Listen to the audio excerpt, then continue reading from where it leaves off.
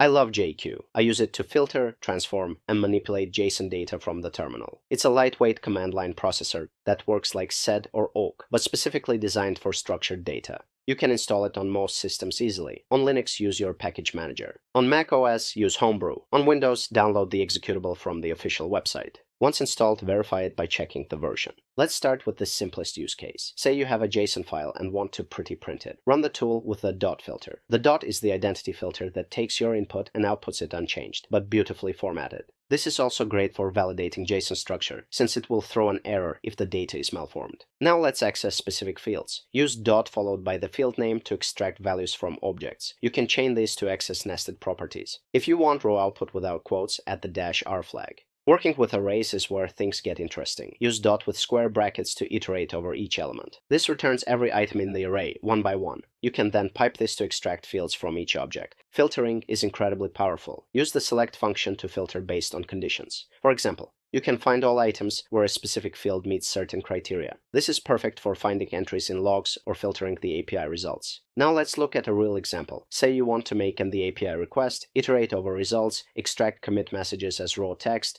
and save to a file. First, curl a GitHub API. Pipe the output to the tool, use dot square brackets to iterate over each commit. Then pipe to extract the commit message and committer name into a new object. Add -ar for raw output and save it to a file. In one command, you fetched, filtered, and saved exactly what you need. You can also transform data structures, create custom objects by specifying new keys and mapping them to existing values. This is useful when you need to reshape data for another system or remove unnecessary fields. The tool supports compact output with -c. This removes all formatting and puts everything on one line, perfect for piping to other tools or saving space. For advanced workflows, you can convert JSON to other formats. Use a CSV to output as comma-separated values or a TSV for tab-separated values. This makes it easy to import data into spreadsheets or databases. You can combine multiple operations using pipes. Filter first, then transform, then format. Each filter feeds into the next, just like shell pipes. This composability makes complex transformations surprisingly simple. One thing to note, the tool uses double precision floating point for all numbers. Also remember to always quote your filters in the shell to avoid issues with special characters. If you've used this before, help others out with your experience by commenting below. Share your favorite filters or tricks that save you time.